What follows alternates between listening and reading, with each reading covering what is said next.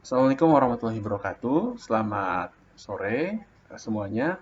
Baik, saya akan melanjutkan seri pembelajaran di bidang diabetes mellitus. Kali ini saya akan menjelaskan tentang bagaimana melakukan penyuntikan insulin secara mandiri. Jadi, buat penderita diabetes atau diabetisi yang disarankan oleh dokter untuk menggunakan insulin, itu harus mahir melakukan penyuntikan sendiri karena pemberian insulin ini diindikasikan pada pasien-pasien DM tipe 1 itu wajib ya, dan DM tipe 2 dengan berbagai kondisi. Nah, insulin ini memiliki efek menurunkan gula darah secara cepat, tetapi efek sampingnya pun akan menurunkan gula darah secara cepat. Itu akan terjadi hipoglikemia. Oleh karena itu, penyuntikannya harus betul, kemudian penggunaan pennya pun harus betul ya. Nah, sekarang saya akan memperagakan bagaimana cara menyuntik insulin gitu ya.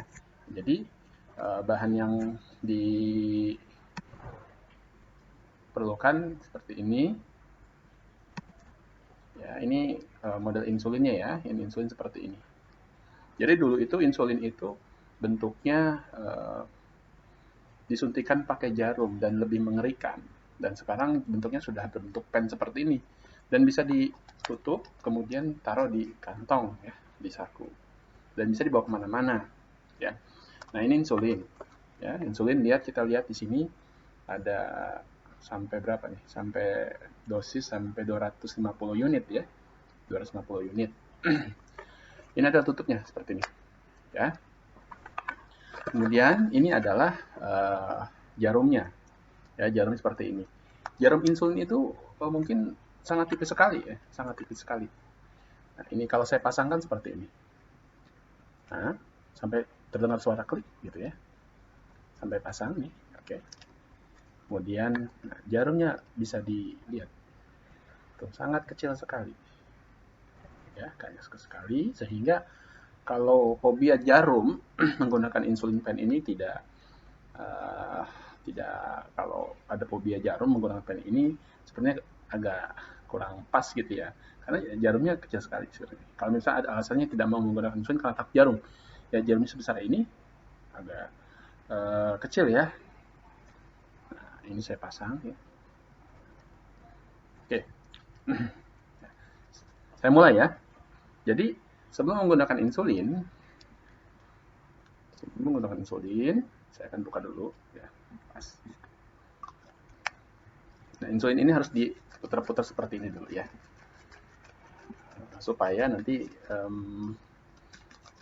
sama dengan suhu tubuh kita. Kemudian kita gerakan seperti ini ya. Nah, kemudian dipasang jarum insulinnya seperti ini ya. Nah, seperti ini, putar, lepas. Nah, ini ada pengaman dalam ya. Pengaman dalam, kemudian kita buka. Setelah itu kita tentukan dosis insulinnya ya, dosis insulin di sini. Kita lihat. Nah, 0 diputar 2, ini unitnya 3, 4 ya. Saya menghitung 6 ya. Untuk pertama kali supaya mengurangi adanya udara di dalam pen ini, kita harus mengeluarkan dulu 2 unit ya. Nah, ini keluar. Ini keluar. Ya, keluar alirannya. Nah, kemudian misalnya dosisnya itu 10 unit ya. 10 unit ini berarti seperti ini. Diputar, terus diputar ya. Sampai dengan, nah ini 10. Sampai dengan angkanya 10. Angkanya 10 ini ya.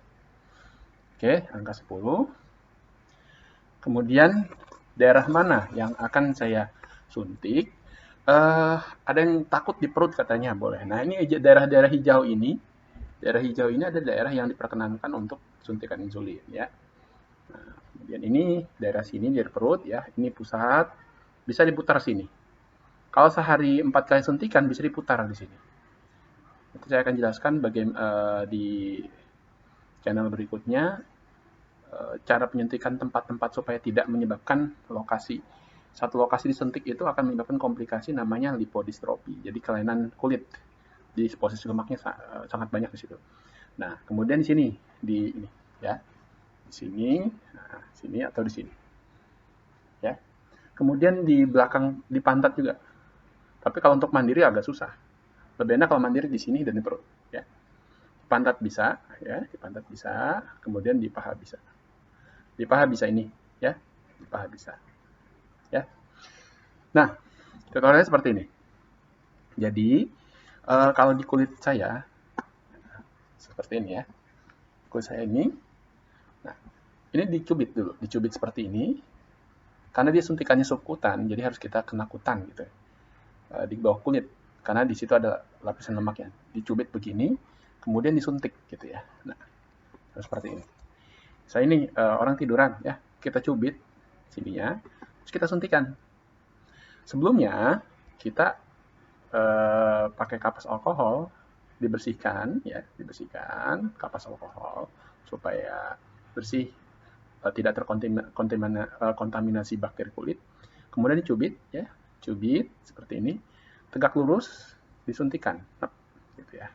Kemudian ini tombol atas dipencet, pencet sampai dengan habis. Nah, dia akan kembali ke posisi 0. Kemudian dihitung 5 detik sampai 10 detik. 1, 2, 3, 4, 5, 6, 7. Baru dilepaskan. Ya. Kemudian ditutup ya. Jarumnya ditutup. Nah, ada yang nanya, jarumnya sampai kapan sih bisa digunakan? Sebetulnya untuk jarum ini harus sekali pakai ini, sekali pakai. Tetapi kalau memang digunakan untuk mandiri gitu ya, sampai berapa kali? Kalau hitungan saya sih 3 sampai 5 kali masih bisa dipakai. Tetapi kalau sudah 7 kali, 10 kali sudah tidak bisa karena ini bengkok dan jarumnya akan tumpul. Kalau dia jarumnya akan tumpul, lebih sakit rasanya dibandingkan jarum yang sudah yang masih tajam ya. Kemudian kita tutup ya. Nah, disimpan di mana? Di freezer atau di kulkas itu di suhu kamar aja boleh. Suhu kamar boleh, kemudian di kulkas boleh, tetapi tidak boleh di freezer. Ya, karena nanti pada saat penyuntikan kita harus mendinginkannya, menyamakan dengan suhu tubuh kita dulu. Mungkin itu saja ya. Terima kasih. Nanti kita akan ketemu lagi di materi-materi selanjutnya. Assalamualaikum.